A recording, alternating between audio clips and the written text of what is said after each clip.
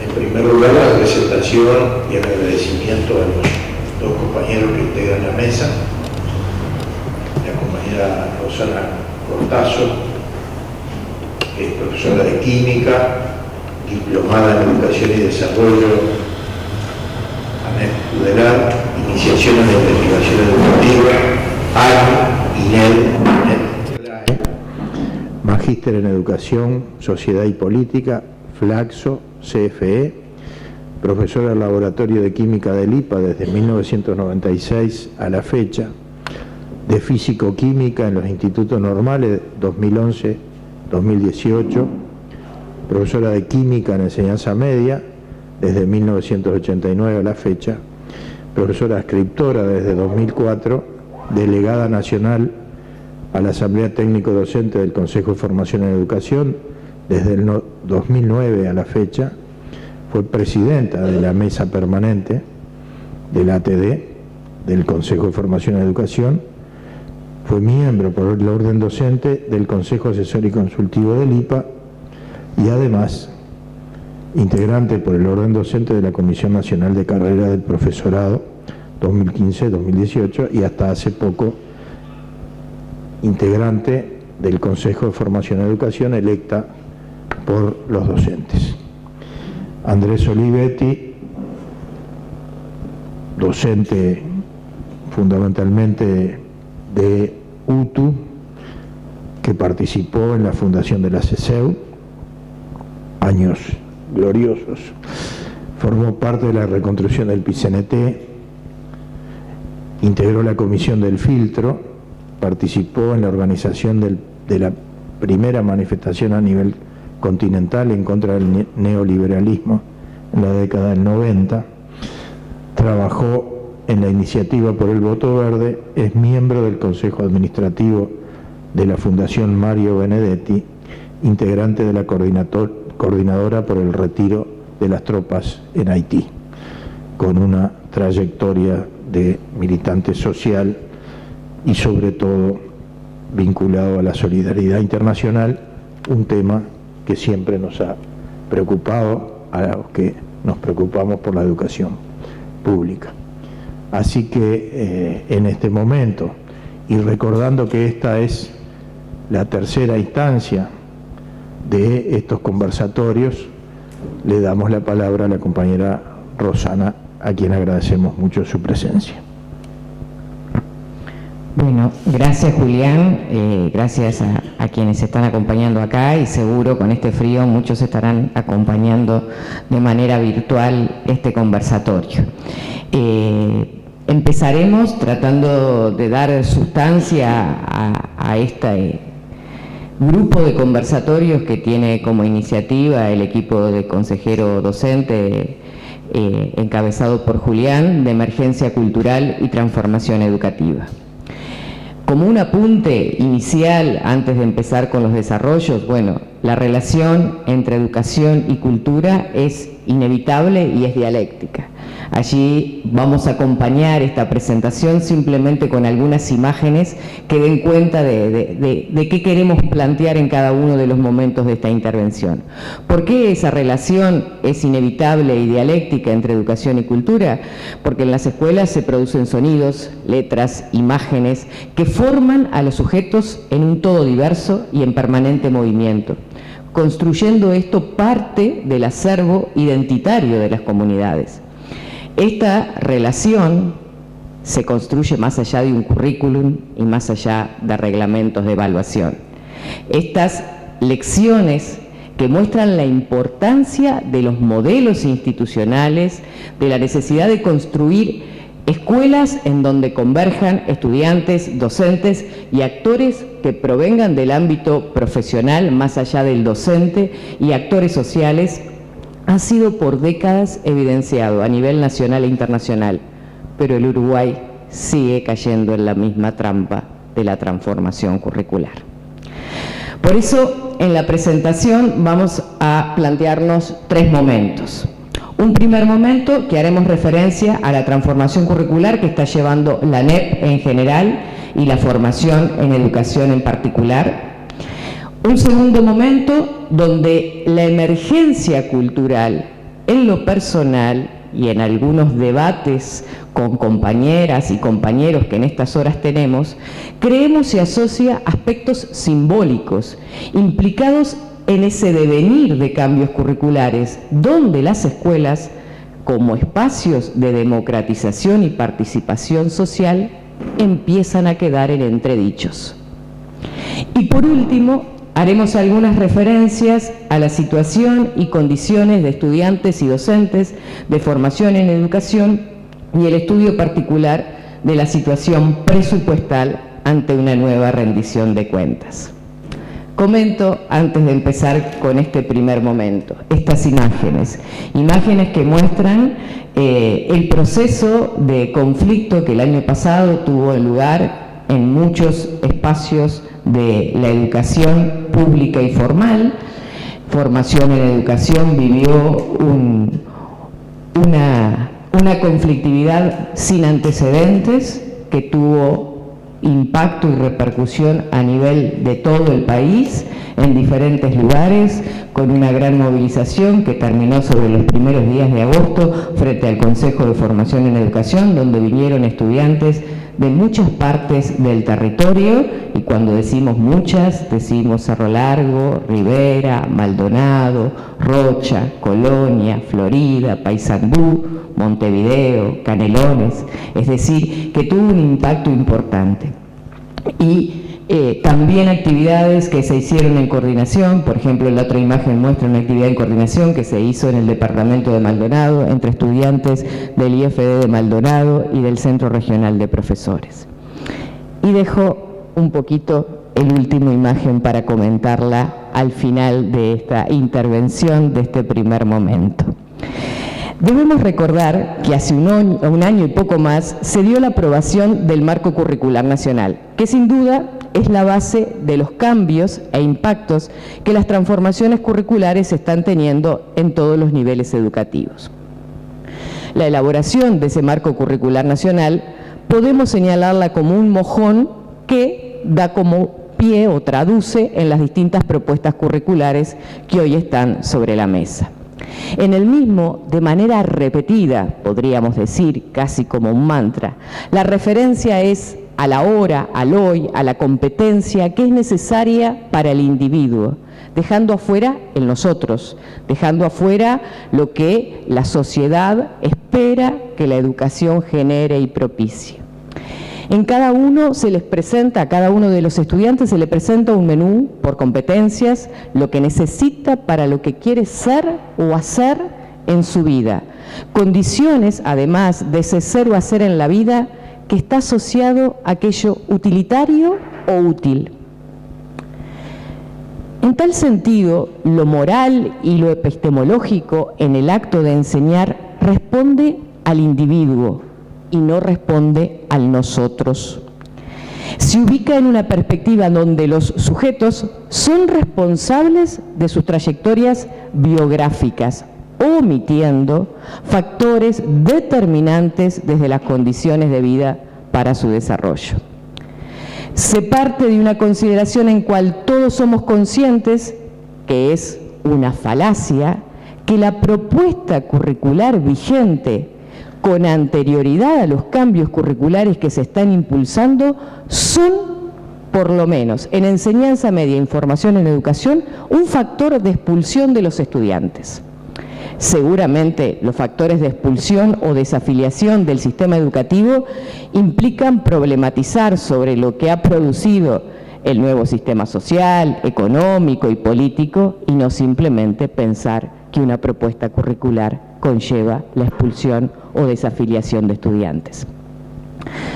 Por eso es que consideramos que asistimos a una retórica discursiva que adolece de una soberbia pedagógica y técnica y requiere expresar por postulados que han sido consensuados en la tradición, como ser la cuestión referida al tiempo pedagógico y la extensión de ese tiempo, es decir, tradiciones que ha albergado y que ha abogado la educación en términos generales, en su cultura y su historia, en el sistema educativo público, que se presentan como novedosas, como acciones o procedimientos que ya estaban en el hacer cotidiano de las instituciones y hoy nos lo presentan como una sorpresa, como algo inédito y novedoso.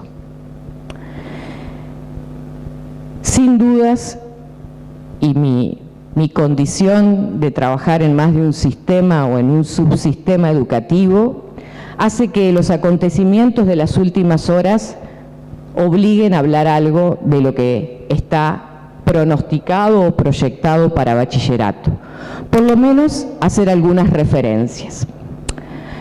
Manteniendo esa lógica de ver cómo eso que sale perturba los sentidos, al no reconocer que los docentes son pieza clave para pensar cambios, para que luego esos cambios se den efectivamente en lo que acontece en las instituciones educativas, la ANEP, en la primera ronda de consultas para pensar cambios en el bachillerato, en marzo de este año, hizo reuniones, salas, intercambios con el sistema político.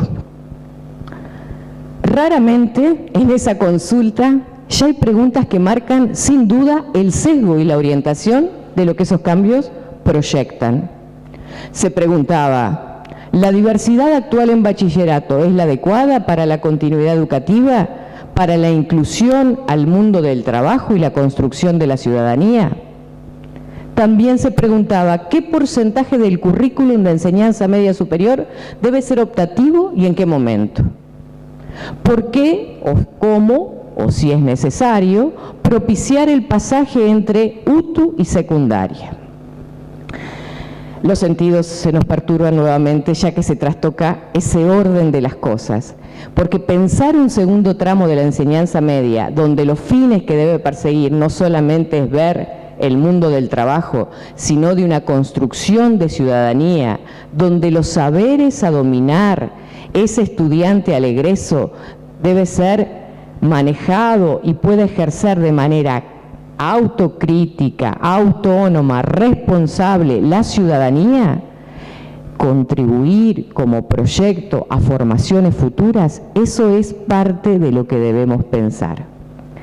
Pero este jueves, como pasado, como ocurre tantas veces, se filtró, ¿o no? Porque nunca sabe si es intencional o no, una maqueta organizacional para la enseñanza secundaria.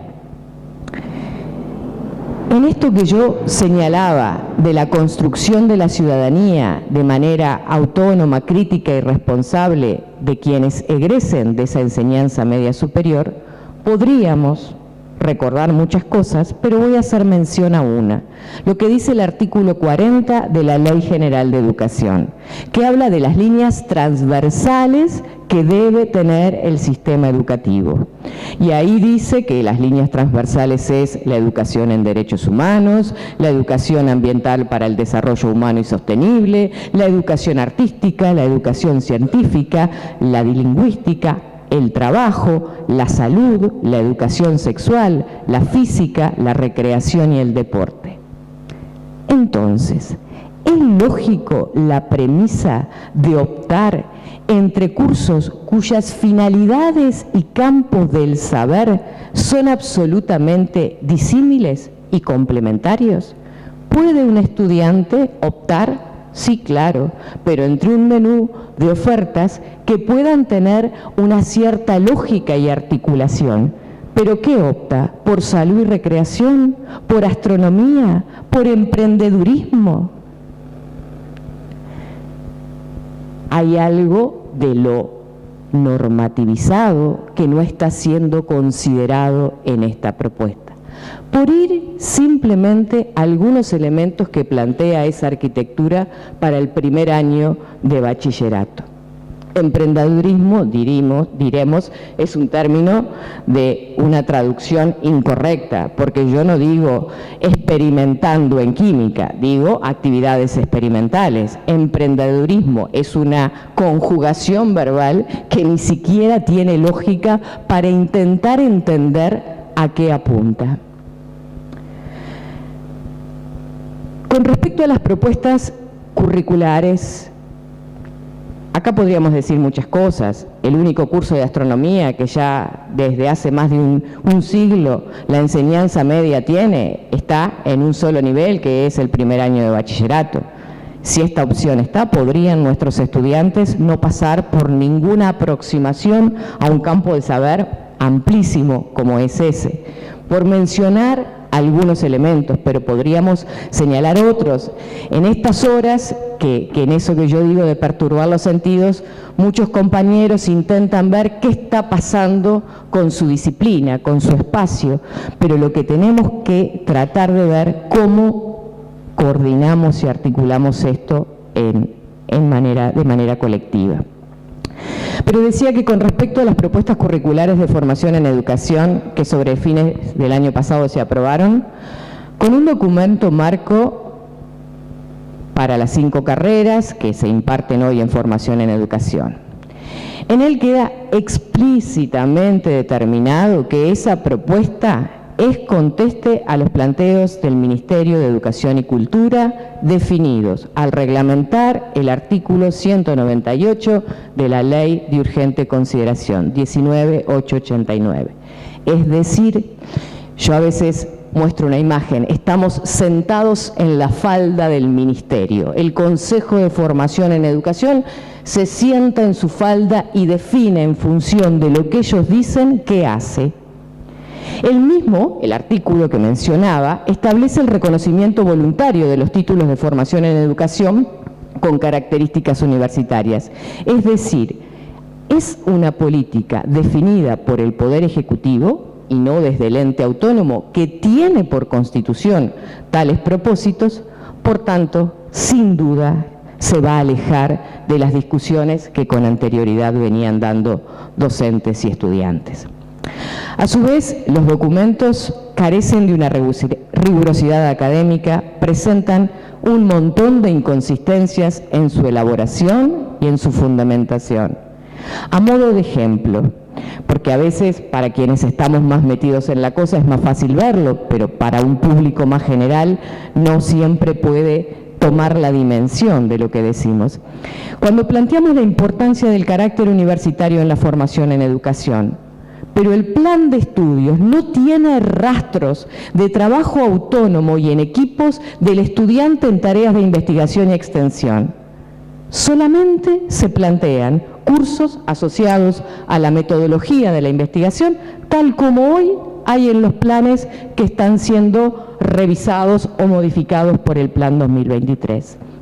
Entonces, ¿cómo podemos pensar que se universitarice la formación en educación y profundice otras funciones, además de la de enseñanza, si en realidad en esas propuestas no hay rastros de la investigación y la extensión? A su vez, la reducción de la oferta, esto es algo poco creíble, cuando en todos los espacios terciarios, privados, se amplían las ofertas educativas, formación en educación reduce sus ofertas educativas. No se logra generar propuestas en todas las especialidades de maestro y profesor técnico y de profesor. Se desconoce cambios curriculares que han tenido algunas carreras recientemente sin ninguna evaluación. El plan de maestros y profesores técnicos empezó a implementarse en 2018. Por lo tanto, recién terminó una corte completa. No hay una evaluación y se cambia esa propuesta curricular. A su vez se desdibuja el perfil del maestro en primera infancia, casi asemejándolo al perfil de maestro en educación primaria, haciendo una acción que realmente es muy negativa para pensar esa primera infancia no solo como el proceso de escolarización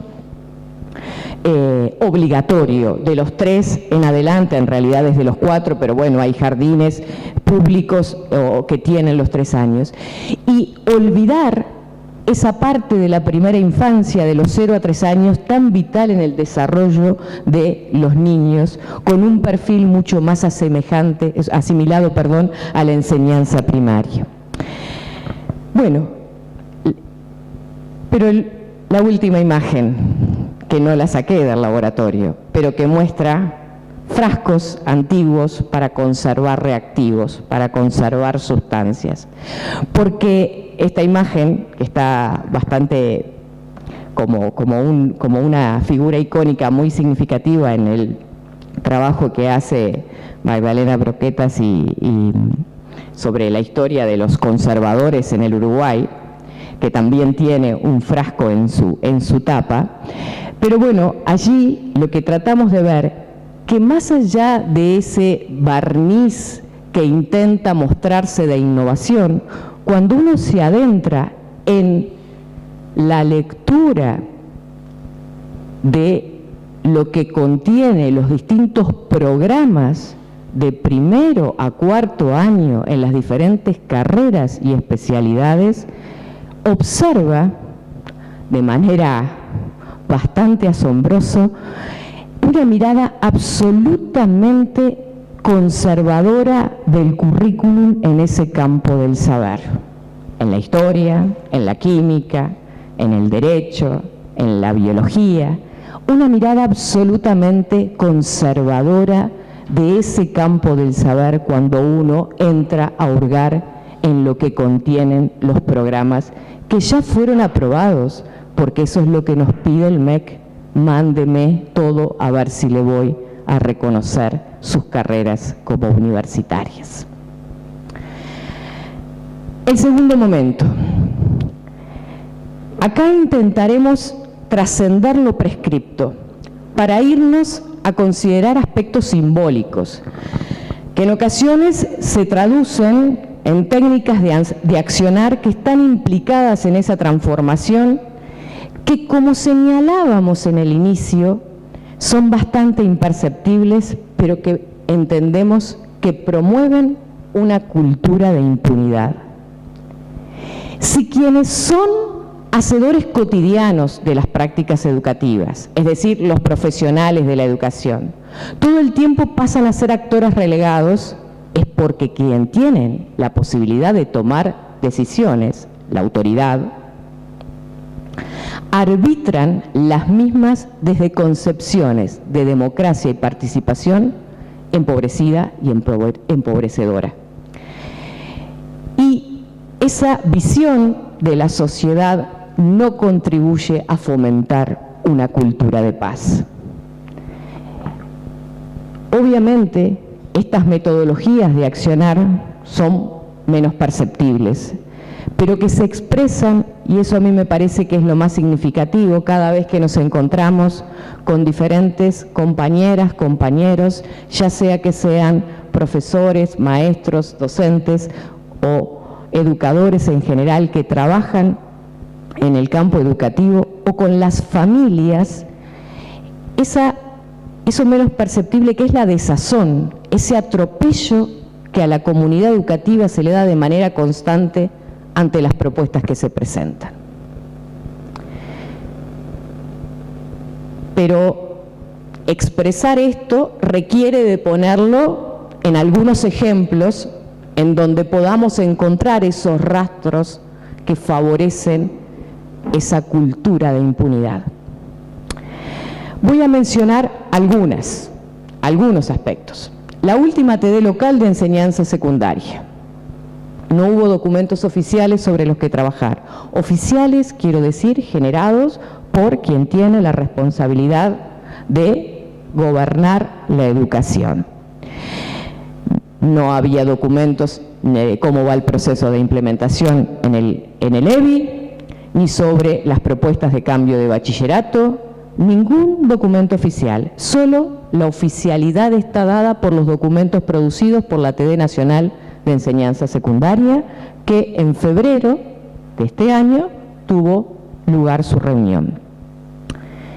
Pero como mencionaba con anterioridad, las preguntas que se le hizo al sistema político ya en marzo eran conocidas, estaban sobre la mesa.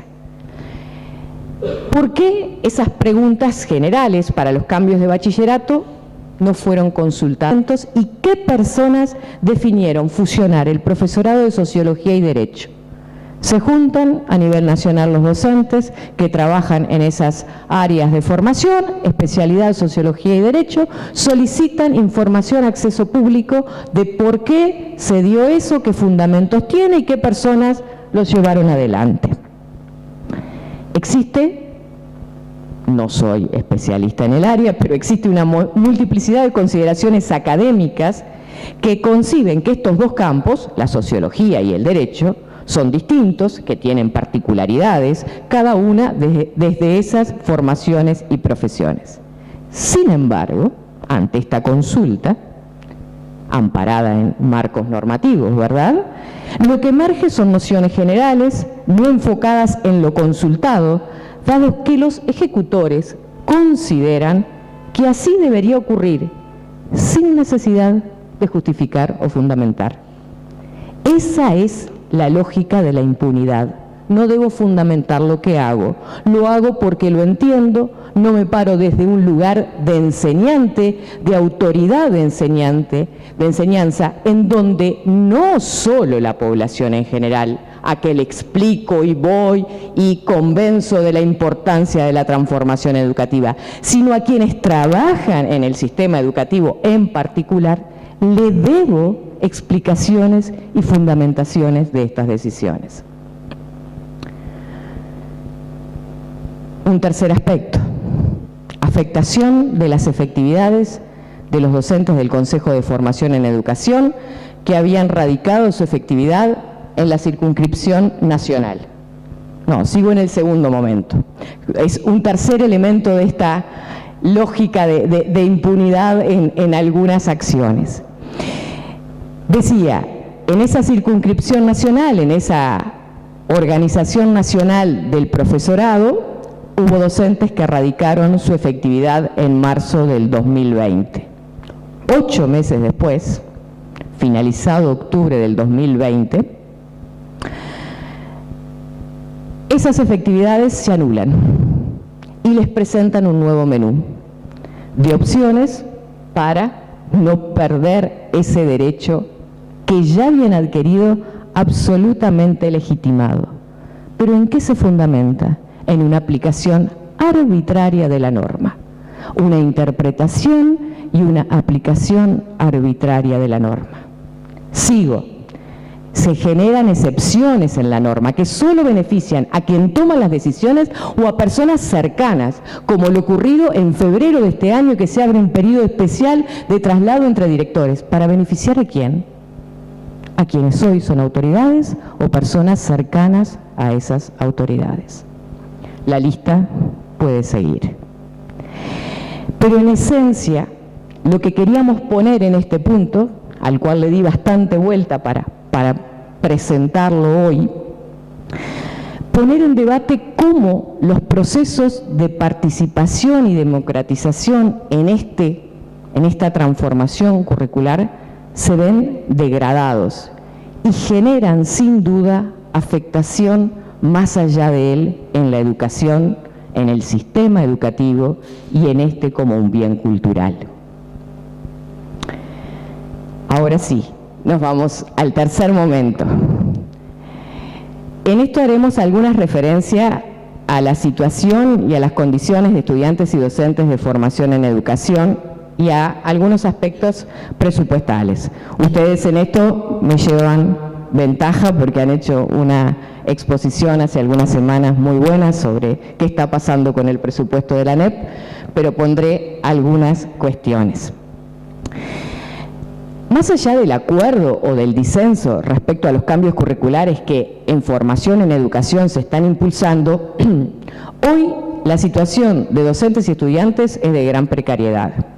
En cuanto a estudiantes, voy a señalar un elemento.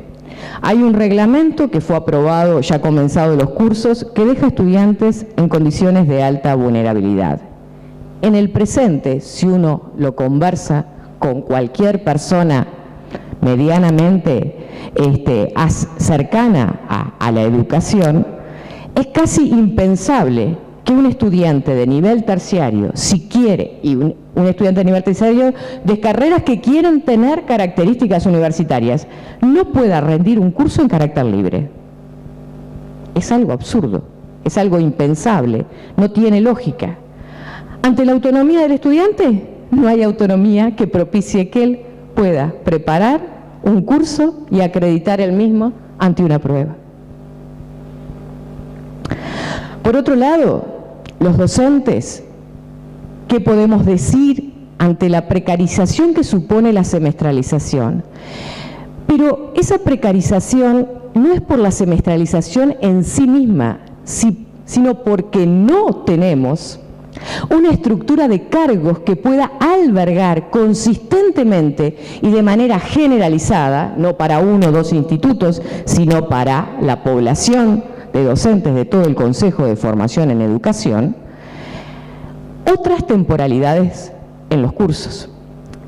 Y a esto se suma la no existencia de canales de trabajo con perspectiva nacional para la organización académica para que se procesen esos cambios que han impuesto. Pero no hay una organización académica nacional que pueda ser sustento de eso. Pero a la vez, estos aspectos se ven atravesados por la última rendición de cuentas. Ahí digo lo dicho y lo no dicho. Copié tal cual dice el artículo 2 del tomo 3 de la rendición de cuentas enviadas por la ANEP al Parlamento. Pide dinero en esa cantidad para el Consejo de Formación en Educación.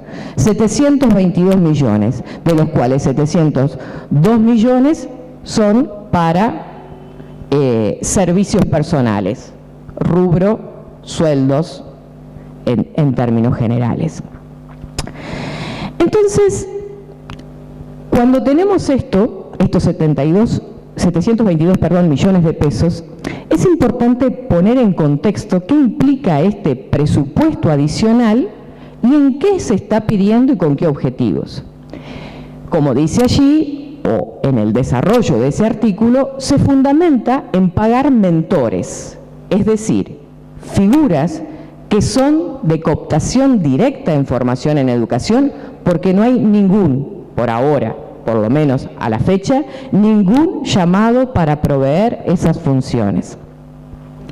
Esta información, además, evidencia, en eso de lo no dicho, la decisión de no restituir la estructura académica nacional y regional de institutos, departamentos y unidades académicas. Porque ¿cuál es el rol que estos mentores van a cumplir? Referentes académicos, referentes pedagógicos, mediante la designación directa. Es decir, una institución terciaria con características universitarias, su estructura académica será de designación directa por cooptación de personas que serán la referencia pedagógica y académica.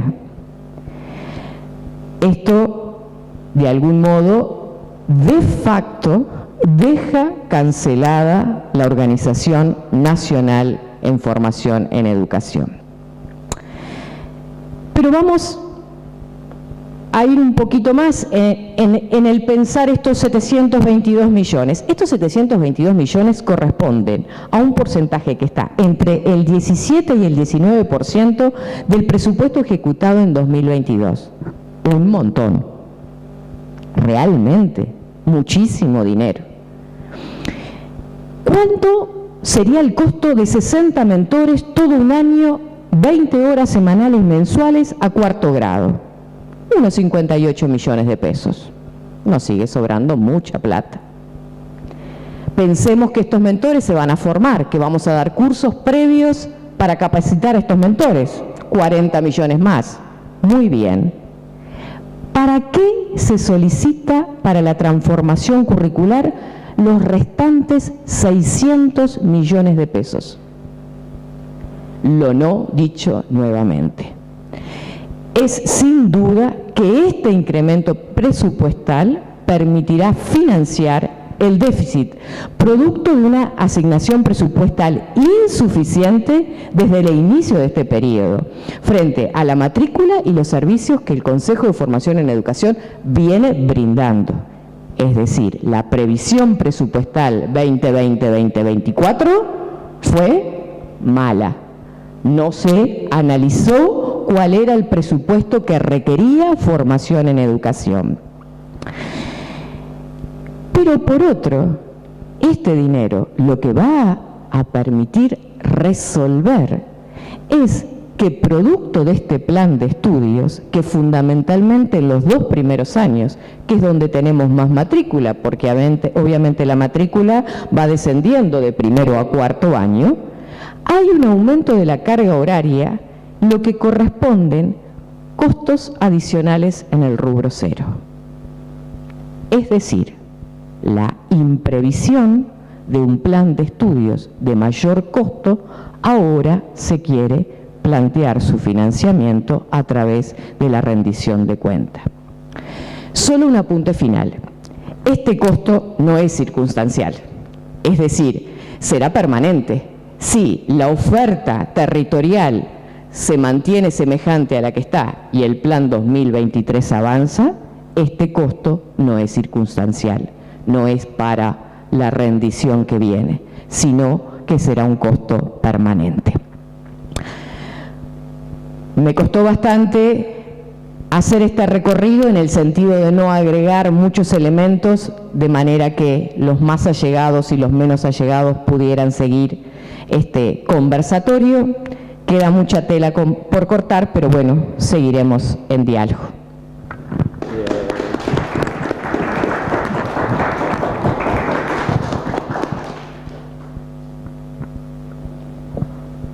¿Me toca a mí? ¿Qué momento? No está prendido. Está prendido. Bueno, gracias compañeros, gracias.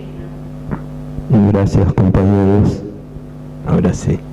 Gracias por la invitación y vamos a dar un enfoque desde otro lugar de las transformaciones.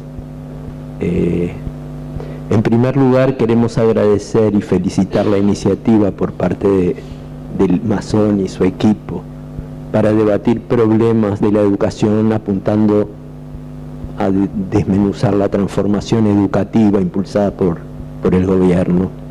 ¿Se oye? No.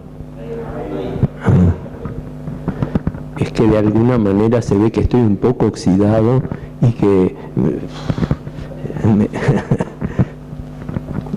Bien.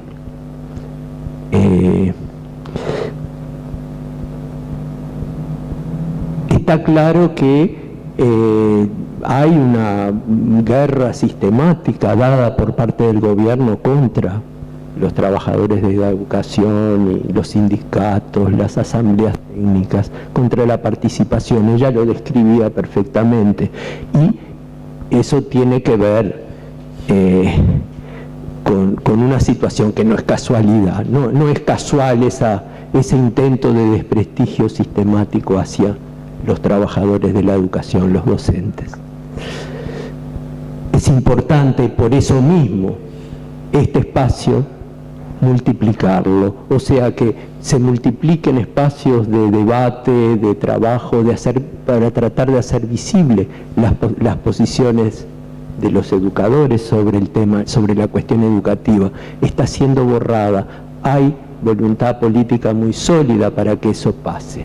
Hay que entenderlo. Es muy importante abrir espacios de debate y espacios en todos lados sobre las necesidades verdaderas de la educación.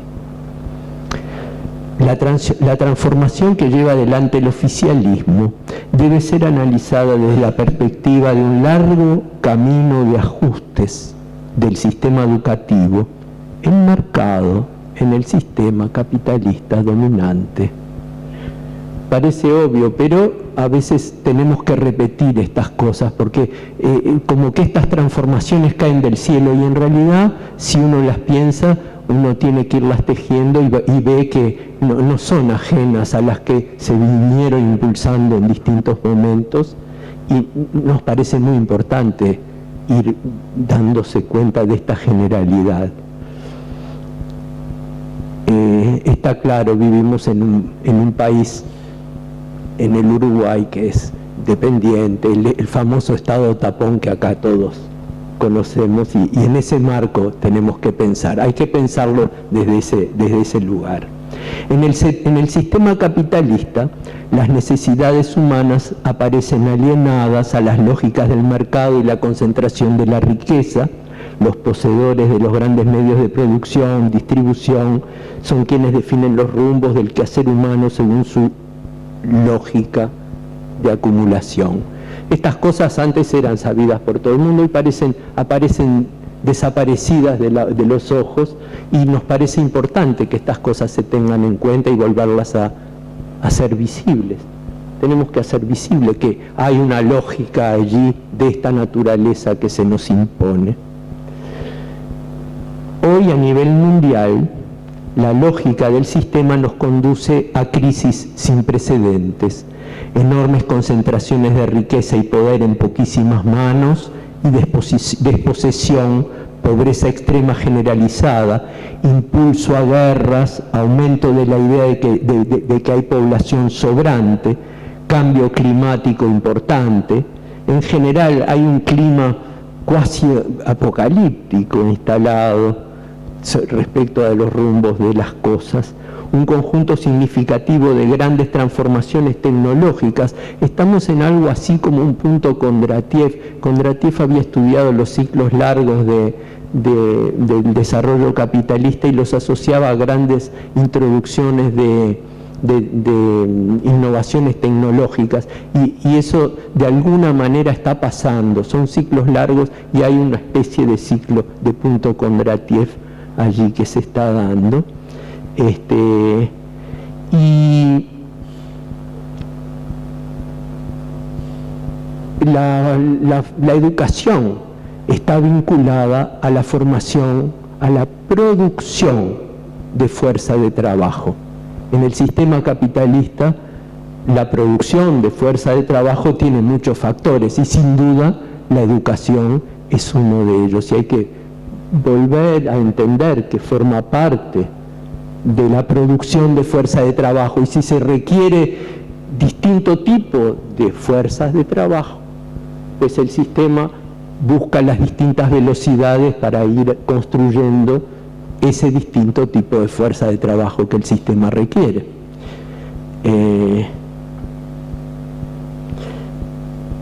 La producción de fuerza de trabajo se adapta a sus necesidades, mantener y profundizar las distintas clases y sectores con sus relaciones cuanti y cualitativas, la profundidad educativa para algunos y el disciplinamiento cosificado para las mayorías, con mutantes incluidos, dijera nuestro viejo amigo, entre comillas,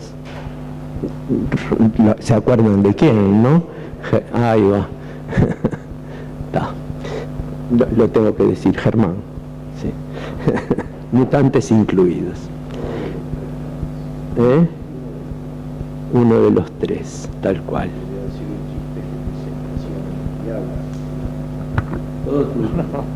Es una bobada. Decía, tuve una pesadilla, soñé que los Rama eran 4.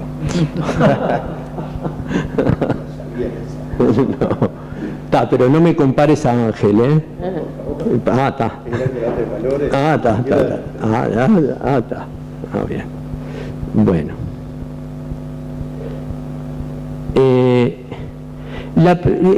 En el marco de esta situación de crisis tan grande, tenemos un problema realmente muy significativo, y es la debilidad de las alternativas. Aparece una y otra vez, pero ¿para qué rumbo? ¿Para dónde? ¿Cómo? Los sujetos de los cambios, que así hablábamos, sobre para dónde y quiénes vamos a empujar esos cambios. Tenemos un gran problema respecto de ese tema en el mundo, no acá, es un problema mundial. Y resulta que la educación en esto, y los trabajadores de la educación, los docentes, los estudiantes, tienen en ese sentido un rol muy significativo, una responsabilidad muy grande. una responsabilidad muy grande en ese sentido, porque es uno de los sectores que quedamos, y por eso también somos tan fuertemente atacados. No es una casualidad, hay una dialéctica ahí entre las responsabilidades que nos caen sobre la posibilidad de otro mundo posible con otros valores que están sobre nuestros hombros versus el sistema que quiere su ajuste y que por supuesto nos pega una y otra vez para tratar de liquidar esa perspectiva. Vuelvo al principio, necesitamos multiplicar nuestros esfuerzos para buscar espacios de este tipo por 1000 para poder reconstruir sobre nuestros valores, desde nuestros valores humanos, de valoración del conocimiento, en fin. Voy a seguir con lo que había escrito porque si no me voy lejos, se me va. Perdón, me habían dicho que tenía que escribir y yo escribí, entonces voy a seguirlo.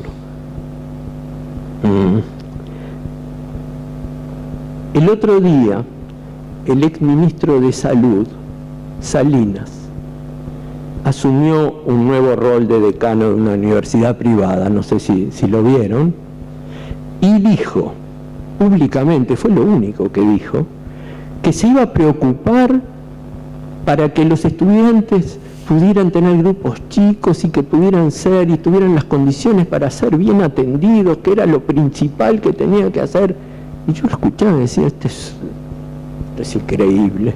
Un tipo que viene y está allí diciendo lo que negó sistemáticamente, masivamente para para las grandes mayorías de nuestro pueblo. O sea, lo dijo con toda claridad, parecía uno levantando nuestras consignas para el trabajo que él iba a hacer ahí en el sector privado. Fue realmente chocante. Fue realmente chocante. Lo mismo que le niega y que le negó a las grandes mayorías, él lo quería hacer en el espacio ese que... Lo digo porque los que trabajamos en la educación, desde mucho tiempo atrás, hemos visto la desatención de necesidades básicas evidentes para enamorar en el conocimiento, la profundidad de contenidos, construir críticamente valores humanos justos y solidarios, tener una formación verdaderamente integral. ¿Cuántas veces nos referimos a la necesidad de bajar el número de estudiantes por grupo, de tener un techo de 20 horas aula para que la labor docente pueda desarrollarse con toda la dedicación que se requiere, de atender diversas condiciones humanas y materiales para poder encarar estas acciones, una formación verdaderamente universitaria para los docentes con un fuerte y generalizado desarrollo de la investigación y extensión, apuntar a la formación terciaria para todos, acercando la educación a toda la praxis humana. Estas cosas las hemos venido diciendo una y mil veces, de una y mil maneras, y sabemos que el sistema va en otra línea, ¿no? Estamos en otra dirección. Reivindicando a nuestros viejos pedagogos, había una vieja consigna figariana de acercar artes, ciencias, oficios, romper las distancias entre la educación y el trabajo creativo, ambos lejos de las esclavitudes que las rodean, concibiendo la expansión de la formación politécnica como un aspecto importante de la integralidad. Por su lado, los ajustes del sistema para profundizar su lógica cosificadora que señalábamos antes van en la dirección contraria, hacer que la lógica de los negocios mercantil, de gerenciamiento, se profundice en el sistema educativo y particularmente vaciando el rol docente, la libertad de cátedra, en favor del propio andamiaje del sistema educativo en lo que se refiere a la formación de las grandes mayorías. O sea, perdón,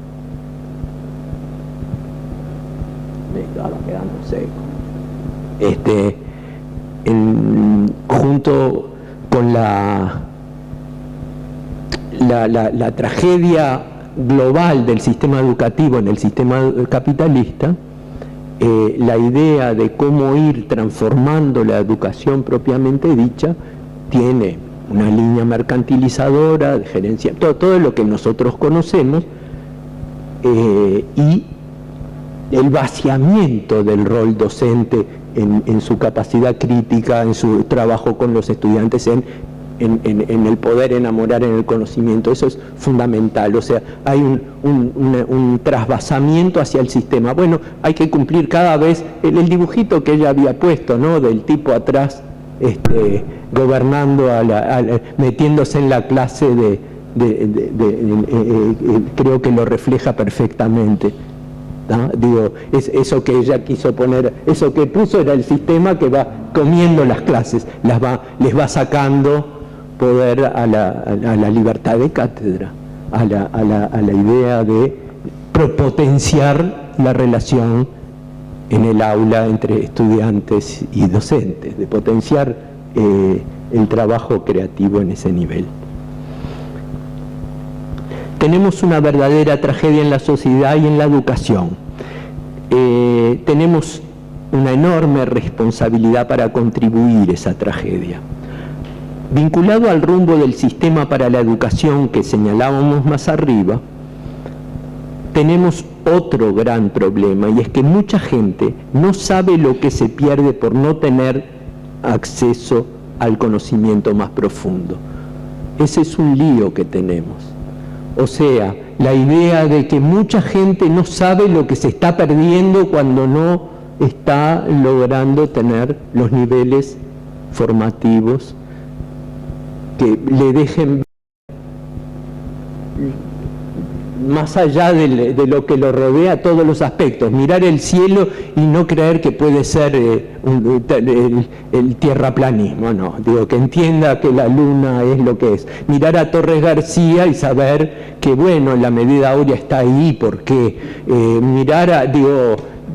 estoy poniendo distintos aspectos, mirar cada uno de los aspectos de la vida con toda una formación crítica que te permita ir rascar más allá de lo inmediato.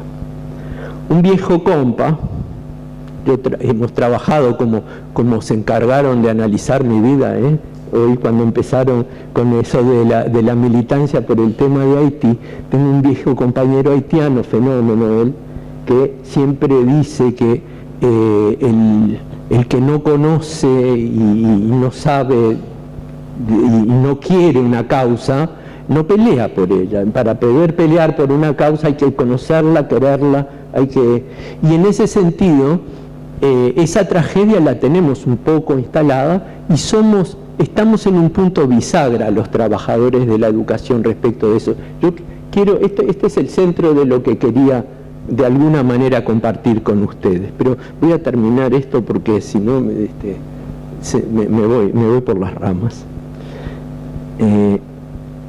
El sistema hegemónico utiliza este problema del desconocimiento como forma de mantener su rumbo.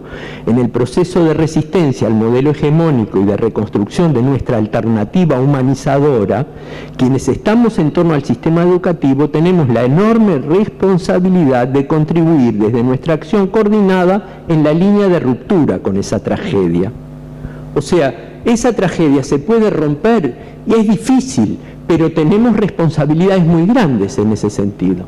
O sea, somos parte de la resolución del problema. Y el problema es que es trascendente, porque así como hablábamos de la debilidad de los desposeídos en el mundo para fijar y cambiar el rumbo de la terrible crisis del sistema, la responsabilidad que tenemos los que estamos alrededor de la educación respecto de esta historia es muy grande para rescatar este sentido humanitario, profundizador del conocimiento en contra de la línea cosificadora y reduccionista de ajuste al tipo de fuerza de trabajo que el sistema de alguna manera prevé en sus transformaciones. En la reconstrucción de una alternativa solidaria y socialmente justa, la educación, los que estamos en la educación tenemos un rol central, haciendo visible todas las alienaciones y opresiones que padecemos. Sabemos que la demanda presupuestal que nos unifica, el famoso 6+1, no lograría cubrir las demandas que realizamos. Sin embargo, al fijar esos montos como mínimos, fijamos objetivos superadores de la realidad, de lo que estamos viviendo, y en ese sentido es una demanda positiva. Junto a ella, debemos lograr que al proyecto alienador, disciplinador, cosifijador, centrado en el gerenciamiento y reductor del rol docente, tenemos que eso hacerlo visible, le opongamos el humanizador, culturizador, solidario, integral, profundizador del conocimiento, centrando y potenciando la relación docente-estudiante con libertad de cátedra y con autonomía y cogobierno. En síntesis, tenemos una responsabilidad enorme que nos trasciende a la educación solamente. Tenemos motivos de todo tipo para trabajar mucho más allá y con mucho más esfuerzo, multiplicándonos para lograr, más allá de defender la educación y con la defensa de la educación, ir ayudando a reconstruirnos para romper la lógica infame que la crisis del sistema está mostrando en el mundo con todas sus guerras y los líos que decíamos. Bueno, era otro enfoque, veníamos desde otro lugar, pero me parece que son absolutamente complementarios. Gracias, Juan.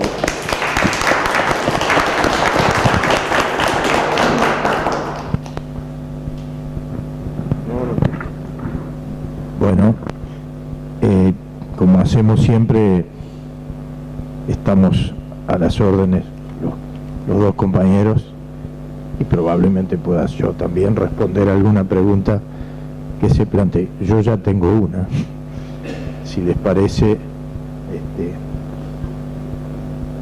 No, así está bien. No, que yo ya tengo una pregunta que me gustaría, más que una pregunta, una reflexión y cierta instancia de debate posible. Un poco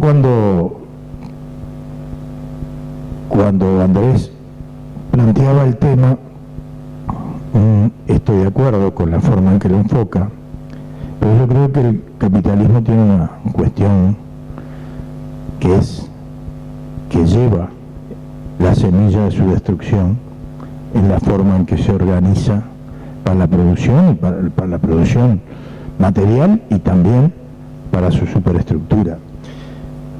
Y en el desarrollo de las fuerzas productivas necesita generar una cultura que después la va negando, que eso está, digamos, muy bien planteado en El asalto a la razón de Lukács. Yo tiro esta cuestión como un elemento de reflexión. ¿Por qué? Porque de alguna manera esto demuestra que nosotros también tenemos nuestras perspectivas, más allá de las dificultades que estamos pasando.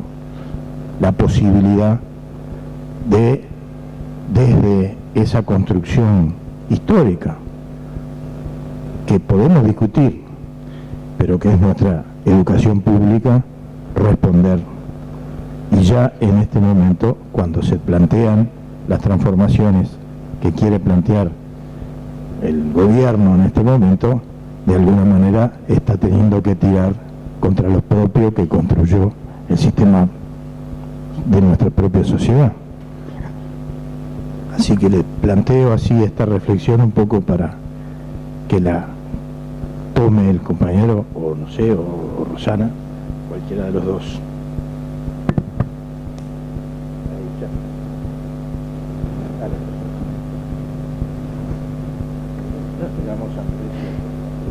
No, en esto que planteaba Julián, a mí de lo que planteó Andrés me quedó resonando, y creo que bueno, él lo pudo expresar capaz que mejor que yo en esa imagen que se ponía, el vaciamiento del rol docente. A mí esa idea me parece como una idea clave de lo que este proceso está generando, que no es,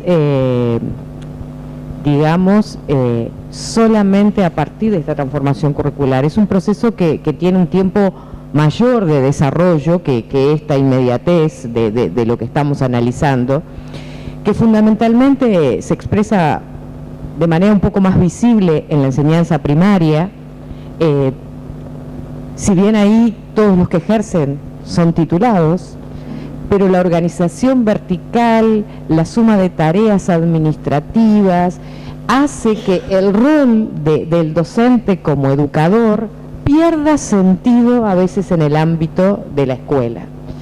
Y eso me parece que es algo que lo tenemos que mediar, analizar, porque las posibles acciones proyectivas de cambios tienen que pensar esa idea desde otro lugar.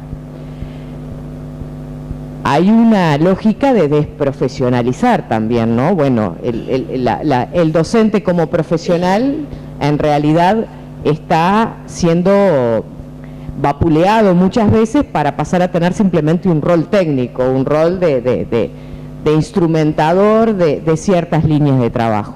Pero creo que eso hoy se ve como maximizado a través de esta propuesta. Digo, estas propuestas. No es inédito, reitero, pero que creo que estas propuestas maximizan un poco esa lógica de vaciar el rol docente.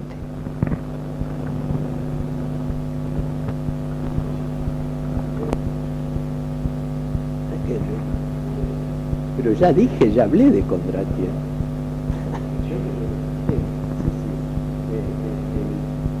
Cómo la nueva vuelta de tuerca de alguna manera va para atrás en el sistema. Sí, y cosas que tenían en el propio desarrollo. Y nosotros reivindicamos. Está claro que en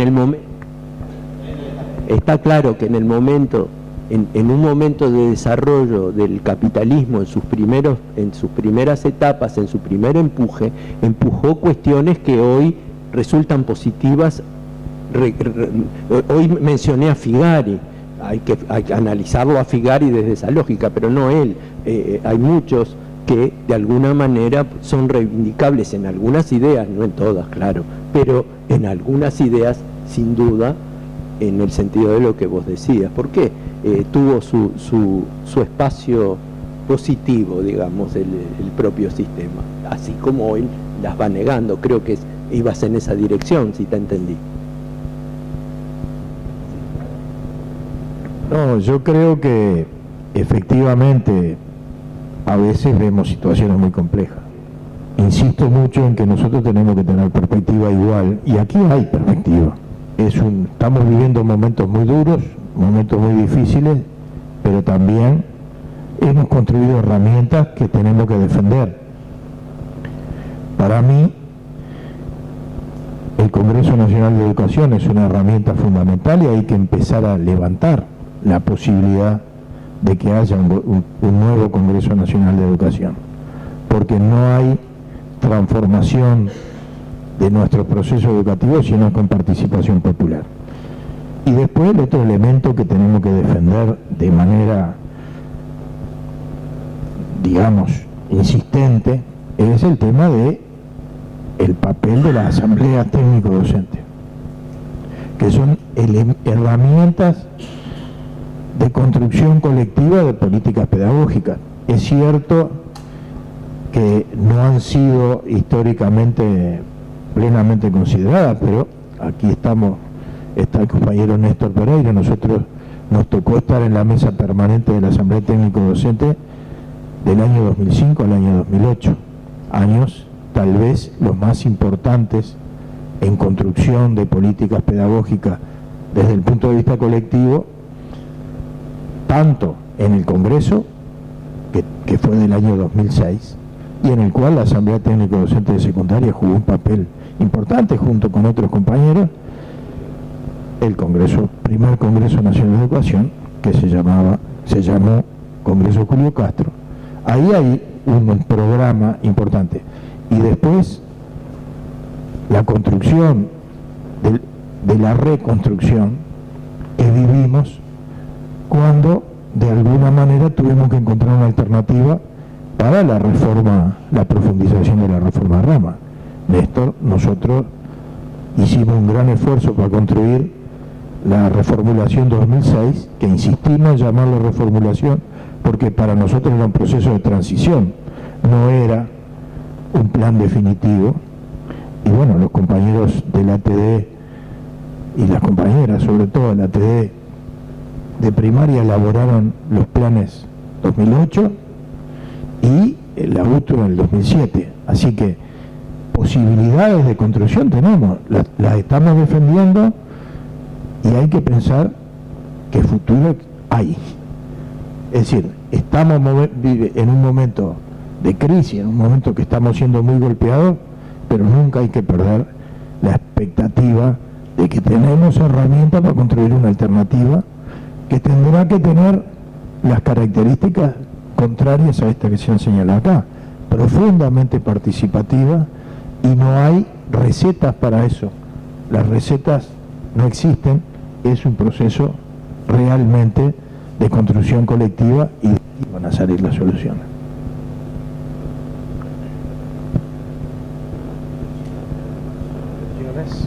Les agradecemos muchísimo la presencia. Ahí está Claudio Invernici, que va a ser quien se va a encargar, junto con Fernanda Lanís, de hacer el cierre el 7 de septiembre. Grito de Ipiranga. Jueves 7 de septiembre. Nos vamos a independizar. Hablabas del voto verde con aquel. Él habló del voto verde. Bueno, muchas gracias a todos, compañeros.